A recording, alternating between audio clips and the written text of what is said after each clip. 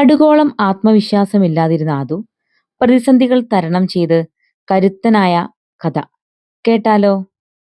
മൂന്നാം ക്ലാസ്സുകാരനാണ് ആദുവെന്ന് ചുരുക്കപ്പേരുള്ള ആദർശ്.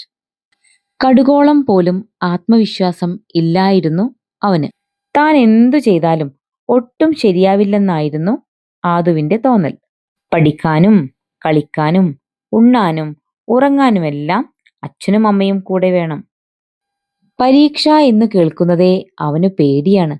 മാർക്ക് കുറഞ്ഞാൽ വല്ലാത്ത സങ്കടം വരും. ഒരുപാട് നേരം പൊട്ടി പൊട്ടി കരയും. ചെറിയ വിഷമങ്ങൾ ഉണ്ടായാൽ പോലും മരിച്ചു കളയണം എന്നൊക്കെ ആദുവിന് തോന്നും. അങ്ങനെയിരിക്കെ നാടെങ്ങും മഹാവ്യാധി പടർന്നു.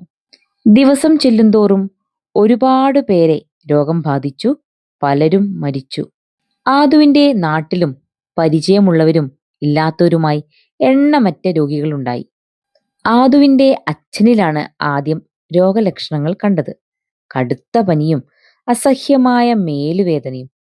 2 നാൾ കഴിഞ്ഞതും അമ്മയും രോഗിയായി.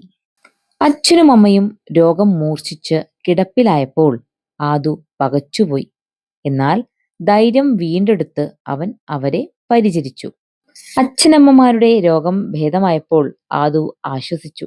പക്ഷേ ആ ആശ്വാസം അധികം നീണ്ടുനിന്നില്ല. അവനും രോഗിയായി. ആദുവിന്റെ അസുഖം രൂക്ഷമായി. പൊള്ളുന്ന പനിയും ശ്വാസതടസ്സവുമായി അവൻ മുകളിലത്തെ മുറിയിൽ ഒറ്റയ്ക്ക് കഴിഞ്ഞു.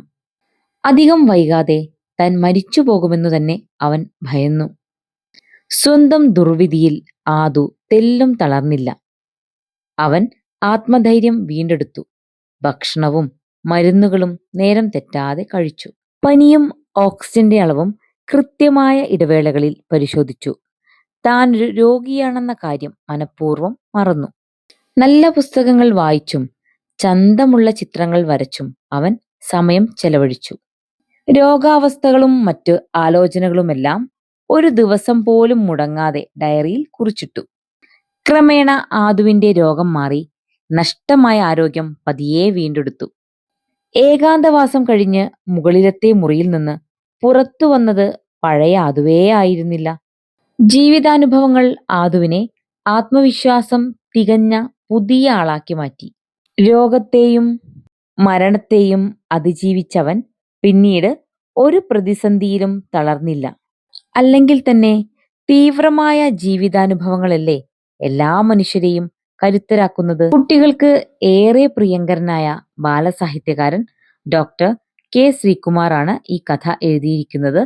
നീലക്കുറിഞ്ഞി എന്ന 12 കഥകളടങ്ങുന്ന ഒരു സെറ്റിലെ പുസ്തകങ്ങളിൽ നിറയെ മനോഹരമായ ചിത്രങ്ങളുമുണ്ട്. ഇതിലെ വരകൾ പ്രശസ്തരായ ചിത്രകാരന്മാരുടേതാണ്.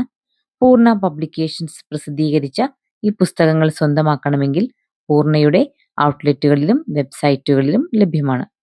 കഥ ഇഷ്ടമായോ? ഇതുപോലെയുള്ള കഥകൾ കേൾക്കുവാനായി ഈ ചാനൽ സബ്സ്ക്രൈബ് ചെയ്യണേ.